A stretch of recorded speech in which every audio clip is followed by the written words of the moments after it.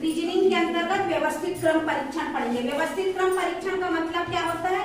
अगर बच्चों की क्लास में संख्या दी है या नहीं दी है तो हम दाएं मतलब पंक्ति में बैठा रहे हैं, या अगर क्लास में पास और फेल व्यक्ति दिए, मतलब आयु, आकार, गुण, पास और फेल कुछ दिया हो, उनका क्रम दे दिया जाए। तो अनिश्चित ढंग से दिया जाए तो उनको जब हम व्यवस्थित ढंग से जमाते हैं तो वही व्यवस्थित क्रम परीक्षण कहलाता है।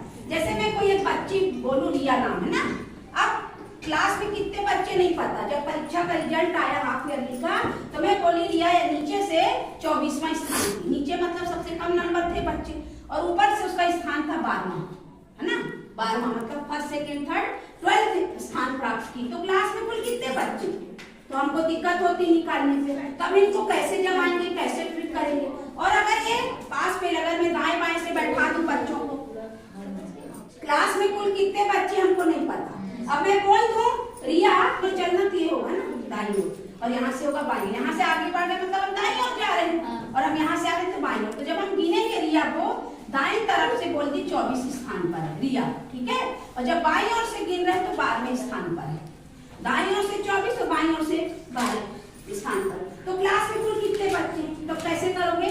तो इन्हीं प्रश्नों को सॉल्व करने के लिए हम एक ट्रिक लगाते हैं।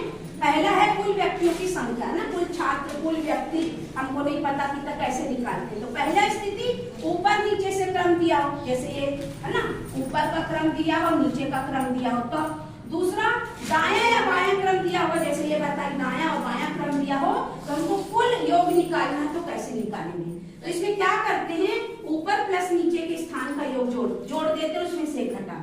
जैसे मैंने बताया रिया नीचे से 24 स्थान पे, फिर ऊपर से 12वें स्थान पे ना, ऊपर से 12वां उसका स्थान क्लास में 12वां आया, नीचे से 24वां, दोनों को जोड़ दो तो कितना होगा 36। 36 में से घटा दो तो क्लास में कुल कितने थे बच्चे? 35। लड़के लड़के भी हो सकते हैं, लड़के लड़कियां भी, लड़कियां भी, जो कुछ भी हो, क्लास में कुल 35 छात्र थे।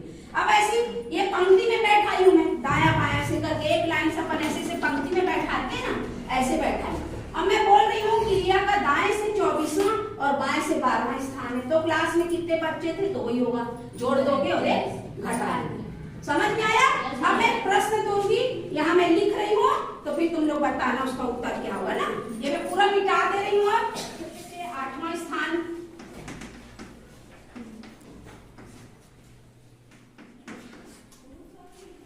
इकसठ, 62, 59, 60, कोई नहीं। हाँ श्रद्धा बताओ कितना आया उत्तर? 60। वो छोटी श्रद्धा से पूछी, कितना आया? 60। कैसे करोगे? तो वही ऊपर और नीचे से जोड़ दिए, है ना, ऊपर 8 धन 53 -1, तो कितना हो गया ये? 61 - 1 बराबर 60। एकदम आसान है ना। एक और प्रैक्टिस कर लेते हैं, फिर दूसरी ट्रिक बताऊंगी। कक्षा में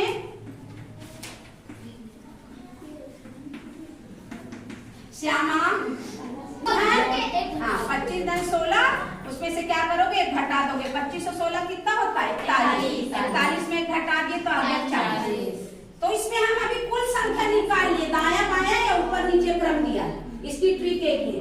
अब अगर कुल छात्रों की संख्या दी हो और दाया दिया और बाया निकालना पड़े, या कुल छात्रों की संख्या दी और नीचे से स्थान दिया और ऊपर से निकालना पड़े, तो क्या करें?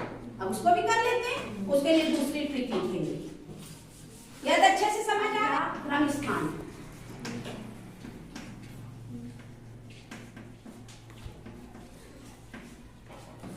निकालना, तो इसमें क्या क्या दिया गया? दिया रहता है, दिया जाता है। क्या दिया जाता है?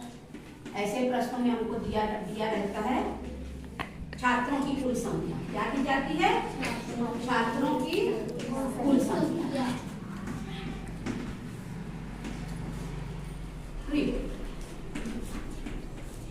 क्या करेंगे? कुल संख्या, जो भी संख्या दी है उसमें से क्या करेंगे? माइनस कर देंगे। किसको माइनस करेंगे? नीचे या ऊपर का क्रम।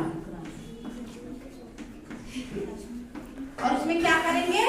एक जोड़ देंगे। उसमें एक माइनस किए थे ना, अब इसमें एक जोड़ देंगे। क्यों जोड़ देंगे? अब उसमें तुम लोग ये सोचे एक क्यों घटाए थे, उसको भी मैं बता देती हूँ। जैसे मैंने बोला ऊपर से 16, ठीक है, यहाँ से शुरू की 16 और नीचे से 12, मान लो ऐसा किया। तो ये जो यहाँ की जो लड़का या लड़की है कितने बार जुड़ गई, 2 बार, नीचे से 12 में ऊपर से 2 बार जुड़ी, तो कितना हो गया, तो 28। इसलिए घटाना पड़ता है क्योंकि हम यहाँ पे इसको 2 बार जोड़े ना, ऊपर से गिने 16 में जोड़ लिए, नीचे से गिने 12 में भी जोड़ लिए, 2 बार जोड़े, इसलिए हम इसमें क्या करते हैं, घटाते हैं। याद नहीं करना, ट्रिक को समझना है कि हम उसमें एक क्यों घटाए थे। अगर हम यहाँ से गिने, मान लो मैं यहाँ से यहाँ से मेरा 10वां नंबर आया, ठीक है, और यहाँ से मेरा 11वां, तो मैं 2 बार जोड़ी जा रही हूँ ना, बाएं से दाएं से दोनों तरफ से जोड़ी जा रही हूँ ना मैं, तो मैं 2 बार जोड़ी गई, इसलिए मेरे में से घटाएंगे, तब मेरी लाइन में कुल कितने लोग खड़े पता चलेगा। ये चीज समझ आ गई। अब हम इसमें एक जोड़ रहे, क्यों जोड़ रहे हैं, हम कुल संख्या दी, अब मान लो कुल संख्या ये ऐसे दी, कुल संख्या पूरी दी थी 40 है ना।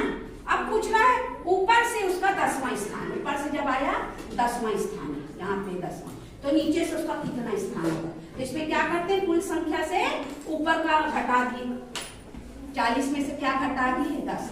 अब ये घट गया ना एक, इसीलिए एक जोड़ना पड़ेगा, क्योंकि अब यहाँ से जब गिनोगे तो पता चलेगा ना, ऊपर से 10 तो नीचे 30 लोग हैं, नीचे 30 लोग, लेकिन यहाँ पे इसका क्रम कितना हो गया, 31। ये 10 हो गया तो नीचे 30 और है ना भाई, तो 30 के बाद इसका संख्या क्या होगा, 31वां होगा ना, 30 तो नहीं होगा उत्तर, नीचे इसके 30 है, यहाँ से 10वां था, तो 10 हो गए, तो नीचे 40 में से कुल कितने बचे, नीचे 30 बचे, लेकिन जब मैं नीचे से गिनना चालू करूंगी तो 30 का एक आएगा ना, 31वां। ऐसे मान लो दाया बाया दिया, यहाँ से 14वें क्रम पे हूँ मैं, ठीक है, कुल क्लास में 41 बच्चे थे, कितने बच्चे थे, 41। अब मैं बाएं से किस क्रम में, यहाँ से अगर दे दिया तो मैं इससे किस क्रम पे हूँ, तो क्या करोगे, 41, ये 14वां है, तो कुल और मेरे पीछे कितने लोग हैं, कितने लोग हैं मेरे पीछे, और मेरे पीछे और 27 लोग हैं ना, मेरे पीछे कितने लोग हैं, और 27। तो जब मैं यहाँ से गिनूंगी तो मेरा क्रम क्या होगा, 27 होगा कि 28 होगा, 27 मेरे पीछे 27 लोग, तो मेरा क्रम 28 हो जाएगा ना, 1 2 3 4 तो 27। फिर जब मेरी गिनती होगी तो क्या होगी, 28, इसीलिए यहाँ पे एक जोड़ना पड़ा। तो कब एक जोड़ना है, कब एक घटाना है, इसको रटना नहीं, बैठाना है। एक कब घटाना है, जब कुल संख्या निकालनी है, तब एक क्या करेंगे, घटाएंगे, क्योंकि वो व्यक्ति 2 बार जुड़ा जा रहा है, ऊपर से भी यहाँ से भी 2 बार हो रहा है, इसलिए घटाएं। लेकिन जब कुल व्यक्ति दिए हैं तो हम एक जोड़ेंगे, क्योंकि वो व्यक्ति को हम कुल व्यक्ति में से घटा चुके हैं, तो क्रम निकालना हो तो एक जोड़ना पड़ेगा। ये चीज समझ आई कि नहीं, आ गई। एक प्रश्न तो कुल संख्या दी रहेगी और दाया या बाया क्रम स्थान भी दिया होगा, तो मैं इसी से संबंधित प्रश्न दूंगी ना, क्रम स्थान दिया गया रहेगा, तब हमको कुल निकालना है। तो चलो प्रश्न लिखो, 47 बच्चों की एक कतार में तुम्हें क्या दे दिया है, बाया और दाया पूछ रहा, मतलब यहाँ से जब हम गिनना चालू करेंगे, बाया है, यहाँ से जब हम गिनना चालू, कुल कितने बच्चे हैं, कुल कितने बच्चे हैं भाई, 47, ठीक है। यहाँ से गिनना चालू किए बाएं छोर से, तो 16वें स्थान पर आया, किसमें आया, ये 16वें स्थान पे आ गया, 16वें में। अब इसके पीछे कितने हो गए, 16 के बाद और कितने बच्चे, 47 बच्चों में कितने बच्चे, 31 और बच्चे है ना, 31 और बच्चे, इसके पीछे 31 और। अब मेरे को यहाँ से गिनना है दाएं छोर से, तो 31 तो हो ही गए, ये पूरे 31, तो इस पर क्रम क्या है, 32वां, तो उत्तर क्या हो जाएगा, 32। समझ में आ गया। परीक्षा में 31 भी दिया रहेगा, 32 भी, 33 भी, और इन दोनों का जोड़ भी कुछ कुछ दे देगा, कुछ ऑप्शन जैसे दिया है ना, नहीं कम दिया है, कुछ भी दे सकता है ना, मैं अपने मन से प्रश्न करें। तो समझ आ गया, ये क्लियर हुआ कि नहीं, इससे संबंधित प्रश्न कर लोगे। अब टाइप 3 प्रश्न करेंगे, मतलब तुमको इसमें समझ में आ जाएगा, ऊपर नीचे दिया है, मतलब ऊपर का दिया है तो नीचे का निकालना, नीचे का दिया तो ऊपर का निकालना, और साथ में कुल संख्या है ना, तो ये मैं इसीलिए एक साथ अब कर दूं, सूत्र वही होगा, ऊपर और नीचे का क्रम स्थान देख लोगे, कुल में से उसको घटा दोगे, दाया या बाया दिया तो कुल छात्रों की संख्या से दाएं छात्र की संख्या घटा दोगे तो बाएं आ जाएगी, और बाया दिया तो बाएं को घटा दोगे तो दाएं आ जाएगी, और अंत में दोनों को उत्तर में क्या जोड़ना, एक जोड़ना। क्यों जोड़ना समझ आ गया ना, क्योंकि क्रम हो गया। अब टाइप में कितना हो गया, 2 के बाद अब टाइप 3 क्वेश्चन देखिए।